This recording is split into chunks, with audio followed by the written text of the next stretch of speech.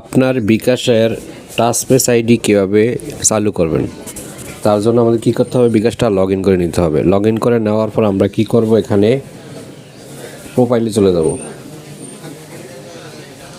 এই প্রোফাইলে চলে যাব। প্রোফাইলে যাওয়ার পর এখান থেকে আমাদের এই যে টাচপ্যাড আইডিটা জাস্ট এখানে আমরা ট্যাপ করব।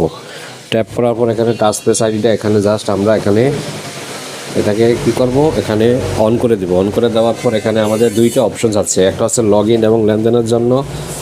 লগ ইন মোবাইল রিচার্জ ও পেমেন্টের ব্যবহার করুন, লেনদেনের পরিমাণ 1000-এর বেশি হলে পিন লাগবে। আর এটা হচ্ছে শুধু লগ ইনের জন্য, দ্রুত লগ ইনের জন্য টাচপ্যাড আইডি ব্যবহার করুন।